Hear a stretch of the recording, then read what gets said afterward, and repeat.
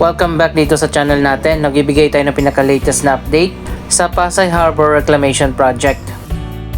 Kitang-kita pala natin dito yung skyline ng Roxas Boulevard. Marami na rin mga bagong residential condominium at office building ang itinayo dito.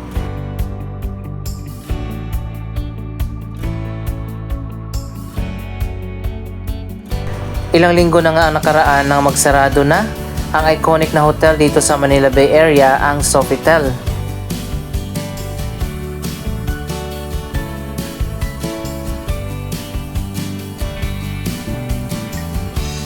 After ng ilang dekada, tuluyan na nga nagsarado ang Sofitel Hotel. Ito ang Philippine Plaza building na nirentahan nila. Ayon pa sa balita, ang closure ay para daw sa renovation na gagawin sa loob ng 18 months. Pero ang mga empleyado ng Sofitel Hotel ay hindi naniniwala na muli pang magbabalik ang hotel pagkalipas ng 18 months na rehabilitation project. Kaya naman nakipagkasundo ang mga empleyado ng Sofitel Hotel sa management at nagkaroon sila ng deal kung sakali man na muling magbubukas ang Sofitel Hotel, makakabalik sila sa mga dati nilang posisyon at mga trabaho. Anyway, andito na pala tayo ngayon sa Seascape Village. At sa likod nga niyan ang Pasay Harbor Reclamation Project.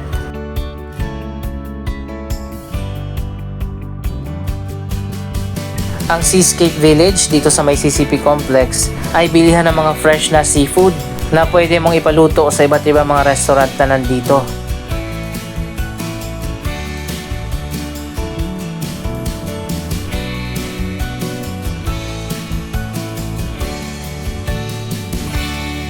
Dito sa gitna ng Seascape Village ay may fountain.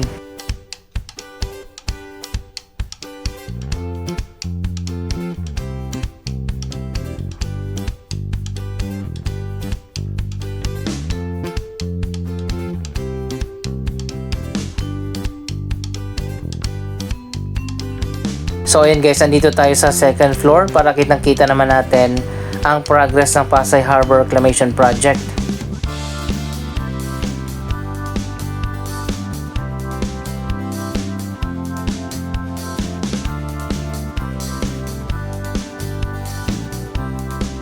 Isa sa malaking pagbabago na makikita natin na binabawasan ang itinambak na lupa at buhangin dito.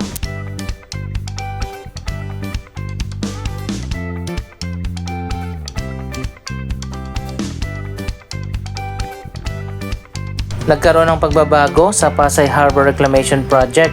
Tatanggalin na yung mga lupa at buhangin na itinambak dito at iatras ng ilang metro dyan sa unahan. Para magkakaroon na siya ng waterway na magiging man-made canal na magse-separate sa Pasay Harbor Reclamation dito sa CCP Complex.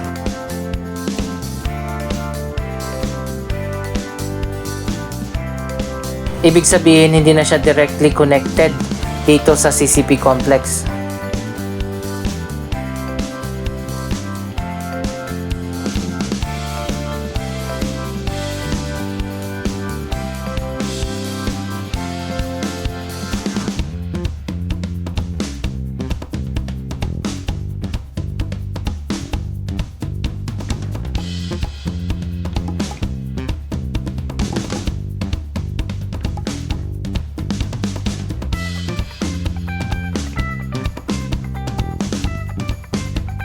So paano na magiging access papunta dyan sa bagong reclamation project? Siguro magtatayo na lang sila ng tulay na papunta dyan o di kaya sa ibang area na lang idadaan yung access road.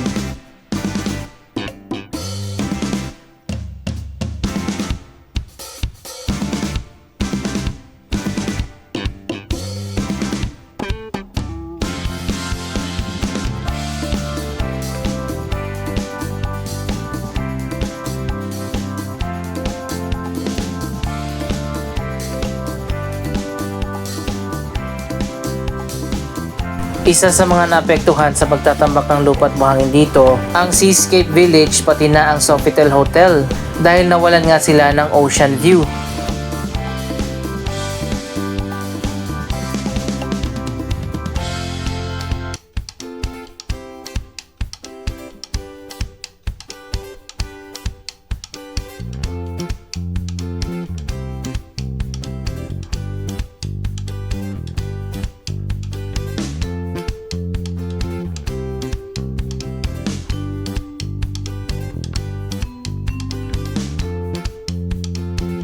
pupunta tayo doon sa boardwalk area para makita naman natin ng mas malapitan ang Pasay Harbor Reclamation Project.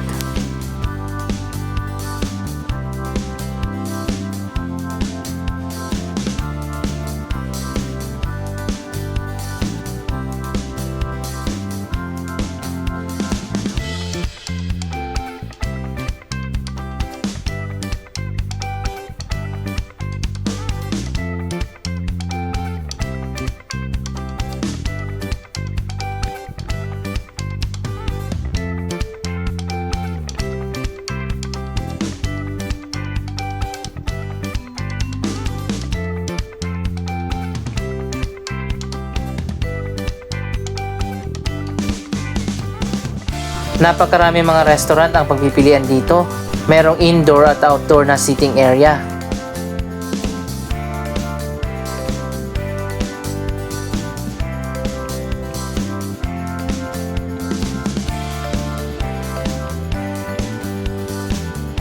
Meron pang live band at entertainment tuwing gabi.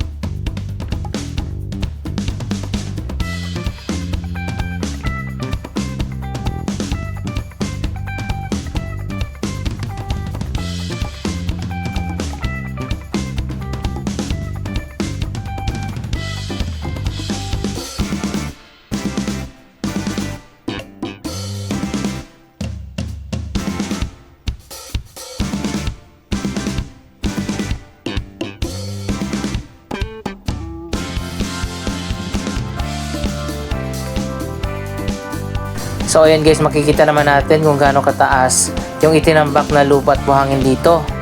Pero sa mga susunod na araw ay tatanggalin na nga yan at mauusog ng ilang metro.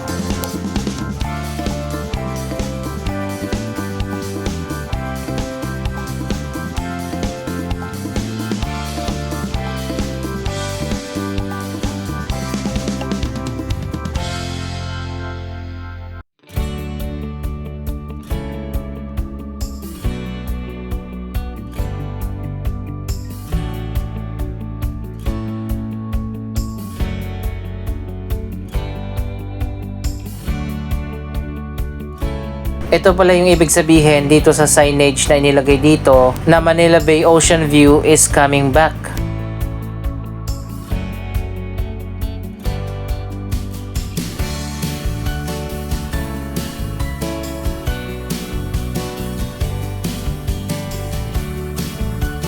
So ngayon finally naintindihan na natin.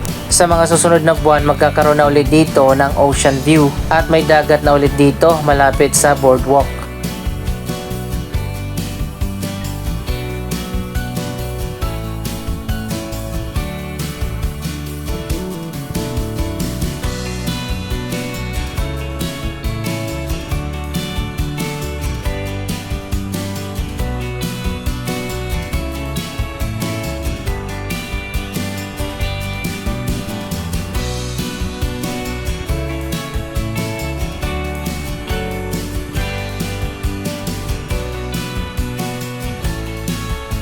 Last year ang ganda pa dito dahil nga maganda pa yung view. Pero nung nagsimula ng tambakan ng lupa at buhangin, napilitan na sila na taniman ng halaman dito para matakpan yung view ng buhangin.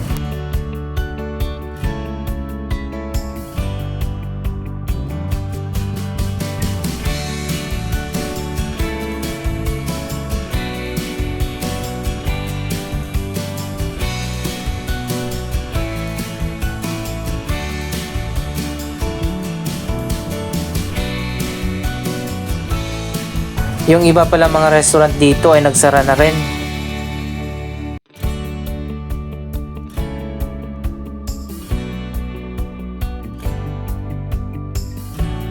Ang Lime Hotel naman, isa sa mga bagong hotel dito. Nawalan din sila ng view ng dagat. Meron pa yatang infinity pool dyan. Anyway, soon magbabalik na rin naman ang dagat dito, which is exciting para sa mga laging pumupunta dito sa Seascape Village.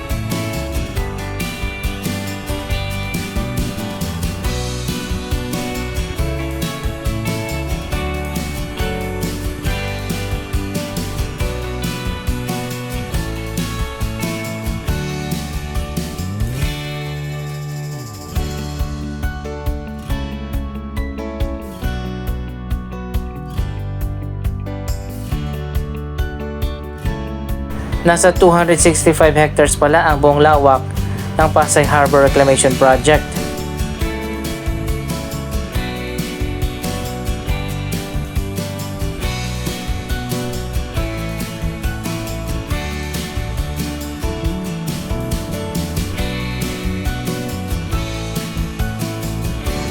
Ang reclamation project na yan ay proyekto ng Pasay City Government, kapartner ang mga private investors.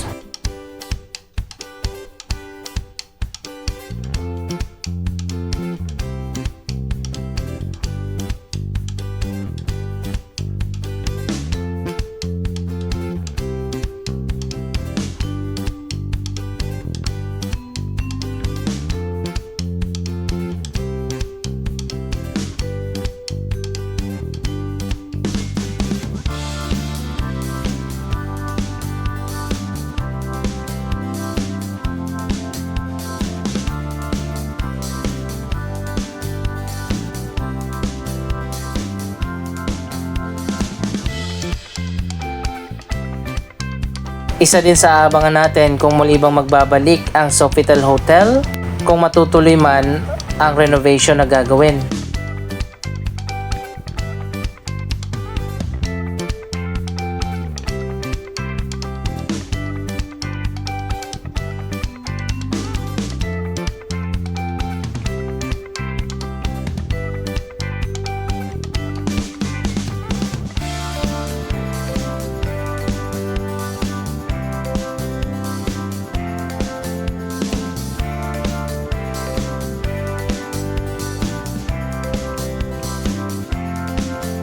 Ito yung bilihan ng mga seafood dito sa harap ng Seascape Village.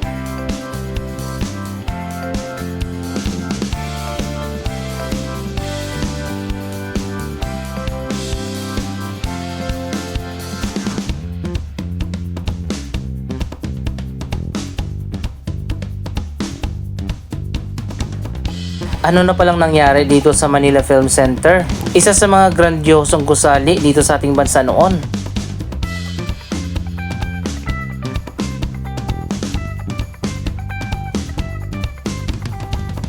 Ngayon ay parang abandonado na ang Manila Film Center.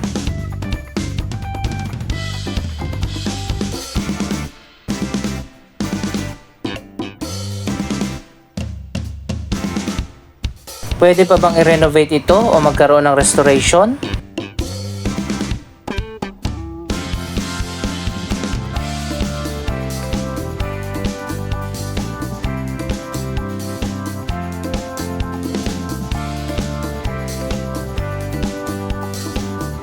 Kung hindi na pwedeng i-renovate, i-demolish na lang at patayuan ng ibang building.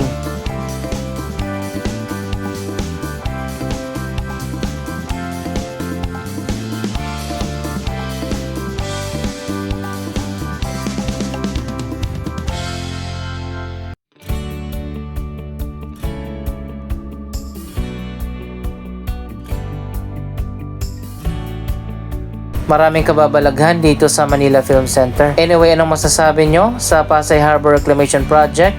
Mag-comment lamang dyan sa baba ng inyong mga reaksyon. Maraming salamat sa inyong panonood. Don't forget to like, share, comment, at subscribe. Thank you for watching!